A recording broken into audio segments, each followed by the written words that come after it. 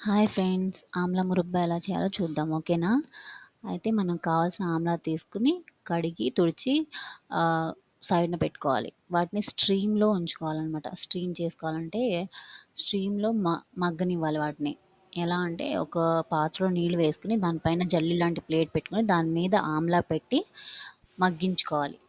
మగ్గించుకున్న తర్వాత sugar syrup ఉంటది కదా! అది మనం కొంచెం నీళ్ళేసుకొని, ఆ షుగర్‌లో ఎంత కావాలంటే తీపి అంత షుగర్‌ని మెయింటైన్ చేసుకొని, కొంచెం కాండిమెంట్స్ అంటే యాలకులు వేసుకొని, ఆ షుగర్ సిరప్‌ని ప్రిపేర్ చేసుకోవాలనమాట. ప్రిపేర్ చేసుకున్న తర్వాత, మనం ఎప్పుడైతే మగ్గించుకున్నాం చూసారా స్ట్రీమ్‌లో ఉన్న ఆమ్లాని, స్టీమ్ పెట్టి మగ్గించుకున్న ఆమ్లాని తీసుకొని, ఈ షుగర్ సిరప్‌లోకి డిప్ చేసుకోవాలి.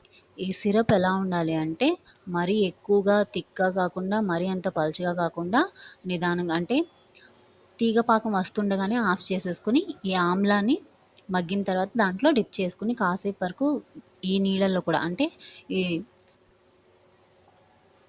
సిరప్ నీళ్ళల్లో కూడా బాగా హ్మ్, అంటే కొంచెం మగ్గినట్టు దాంట్లో కూడా ఆ వాటర్ అనేవి డిప్ అయ్యేంత వరకు ఉంచుకోవాలనమాట. అవి ఎలా ఉంటాయంటే కొంచెం పుల్ల పుల్లగా, తీయ తీయగా, వగరు వగరుగా ఉంటదనమాట. ఆమ్లా టేస్ట్ తెలుస్తుంది కదా! దాన్ని మనం షుగర్ సిరప్‌లోకి ఎలా అయితే ఇలా చేసామో, ఇది ఆహ్, కన్సిస్టెన్సీ అనేది తీపి, చేదు అంటే పులుపు కొంచెం మిక్స్ అయినట్టు వస్తదనమాట.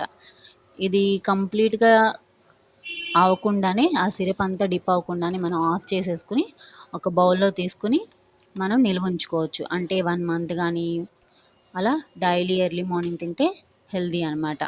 అంటే కొంతమంది చిన్న చిన్న ముక్కలు కట్ చేసి కూడా లే మురబ్బా చేసుకుంటారు. లేకపోతే ఇలా సిరప్‌లో బాగా డిప్ చేయించుకొని, ఎండబెట్టి డైలీ తింటారనమాట.